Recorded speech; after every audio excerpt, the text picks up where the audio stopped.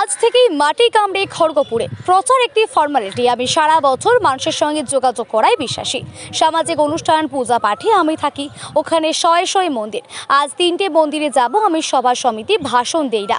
এছাড়া প্রধানমন্ত্রী, স্বরাষ্ট্রমন্ত্রী আসতে পারেন, তার প্রতি ভোটে খড়গপুরে আসেন। এগুলো কেন্দ্রীয় নেতৃত্ব ঠিক করবে। প্রতিপক্ষের নামে বহিরাগত তকমা। ওনার স্কোর 1-1। উনি একবার হেরেছেন, একবার জিতেছেন। আমি 2বার লড়ে 2বার জিতেছি। বিজেপি ওখানে যেতে আমাদের কোনো প্রার্থীর সঙ্গে প্রতিযোগিতা নয়, আমাদের লড়াই দলের সঙ্গে। খড়গপুরে ভোট একটু কম পড়ে, সেটাকে 1 লাখে নিয়ে যাওয়া আমাদের টার্গেট। নন্দীগ্রামের শুভেন্দু অধিকারীর বিরুদ্ধে পবিত্র কর। ভোট এলেই এরকম রদবদল হয়। আমাদের দলেও এরকম আছে, যারা টিকিটের প্রত্যাশী তারা টিকিট না পেলে অনেক সময় দল পাল্টায়। তৃণমূলের কাছে নন্দীগ্রামে লড়ার মতো যোগ্য প্রার্থী নেই। মমতা ব্যানার্জি তো আর নন্দীগ্রামে যাবেন না, ন্যাড়া বেলতলায় বারবার যায় না। তাই আমাদের কাছ থেকে প্রার্থী ধার দিয়ে ওখানে লড়াই করতে হচ্ছে। উল্টে আমরাই মুখ্যমন্ত্রীকে ধাওয়া করে ভবানীপুর পৌঁছে গেছি ওনাকে আটকাবার জন্য। নিয়োগে দাগিরাবাদ, রেশনে দাগি তৃণমূলের প্রার্থী তালিকায় কেন? তৃণমূল দাগি নয়, এরকম খুঁজে পাওয়া মুশকিল। চোর বাঁচতে গা উচার। মমতা বন্দ্যোপাধ্যায় বিষম পরিস্থিতির মধ্য দিয়ে যাচ্ছেন, না হলে 74 জন বিদায়ী বিধায়ককে তালিকায় বাদ কেন?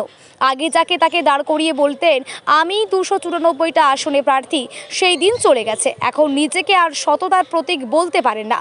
ওনার দল দুর্নীতির প্রতীক হয়ে গিয়েছে। তার মুখ মমতা ব্যানার্জি।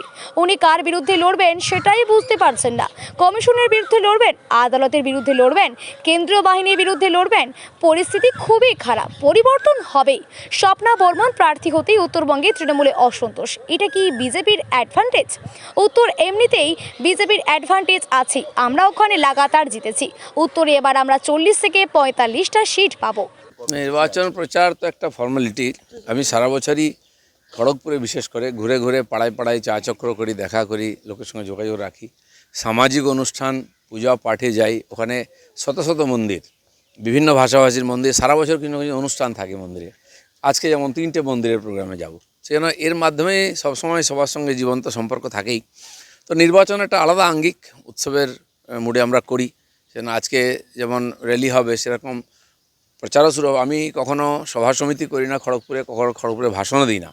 যা করি ফেস টু ফেস লোকের সঙ্গে কথা বলি, সেভাবেই করব। লোকের সঙ্গে পাড়ায় যাব, দেখা করব, কথা বলবো, সবার সঙ্গে কথা শুনবো। এইভাবেই প্রচার হবে। এক আধটা বড় সভাও হবে, হয়তো প্রধানমন্ত্রী আসতে পারেন বা স্বরাষ্ট্রমন্ত্রীও আসতে পারেন। খড়গপুরে প্রত্যেকবার মাননীয় প্রধানমন্ত্রী আসেন, তো সেটা তো কেন্দ্র ঠিক করবে, রাজ্য ঠিক করবে। আমরা ওখানে স্থানীয়ভাবে সাধারণ লোকের সঙ্গে দেখা সাক্ষাৎ করব।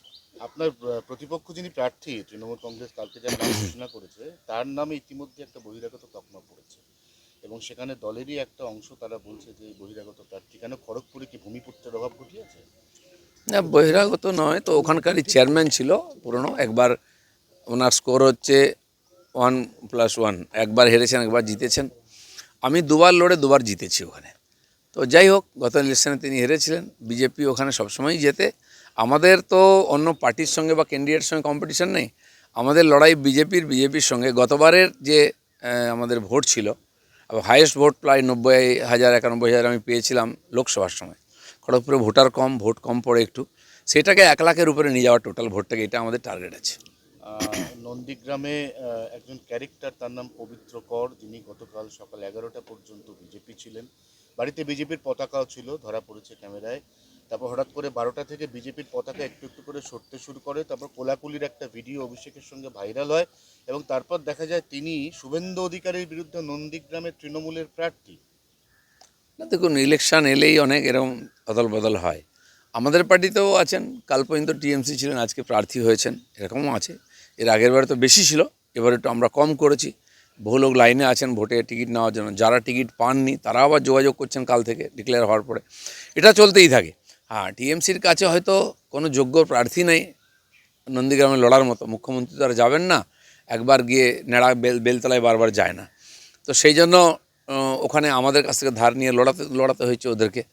আর আমরাই বরঞ্চ মুখ্যমন্ত্রীকে ধাওয়া করে এতে পৌঁছে গেছি ভবানীপুরে, তাকে আটকাবার জন্য।